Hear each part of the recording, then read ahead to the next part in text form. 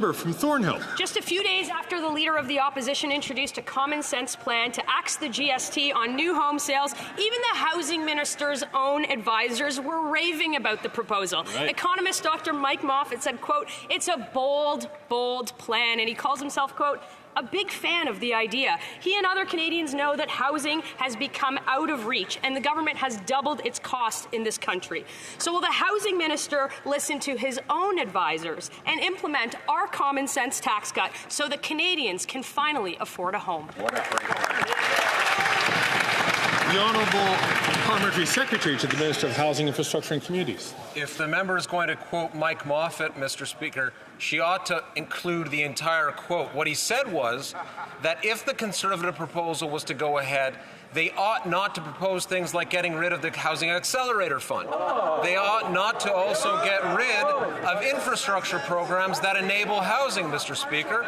He should listen. If he doesn't want to listen to Liberal MPs, that's fine. He should listen to Conservative MPs, a dozen, Mr. Speaker, probably more, who want the Accelerator Fund, who have advocated for it because they know it's vital to getting more homes built. The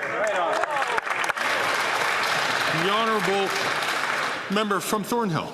Or maybe that member should listen to the Housing Minister, who said his $3 billion of Housing Accelerator money built 0 homes. Right. 0 is less than the 195,000 homes built under the Leader of the Opposition when he was Housing Minister.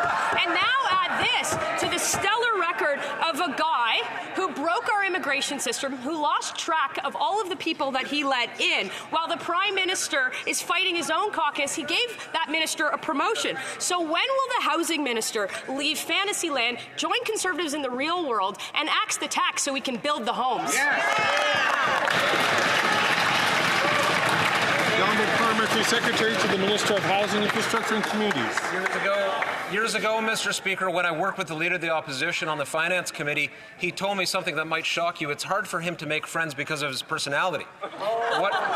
What we look at now is he at least has one friend on the opposite side. His best friend, as I understand it, Mr. Speaker, the MP for St. Albert Edmonton. In fact, that member has advocated for the Housing Accelerator Fund. He went behind the Leader's back. I hope it doesn't affect their relationship, their friendship, Mr. Speaker. He went behind his Leader's back to advocate for the half, and they want to get rid of it.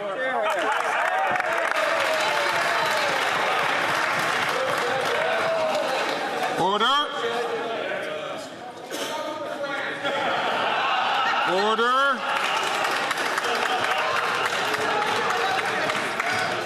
But if you're going to heckle, let it be a good joke. Anyway, the Honourable Member from Kenora.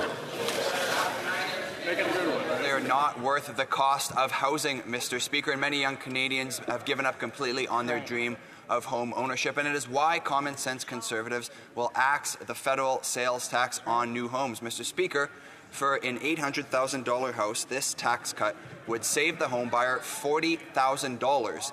In other words, $2,200 per year in mortgage payments. So, Mr. Speaker, will the Prime Minister finally listen to our common sense plan, axe the GST on housing to ensure that young Canadians can finally afford a home? The Honourable Parliamentary Secretary to the Minister of Housing, Infrastructure and Communities. Slogans, Mr. Speaker. You scratch the surface of that so-called idea. What do you find?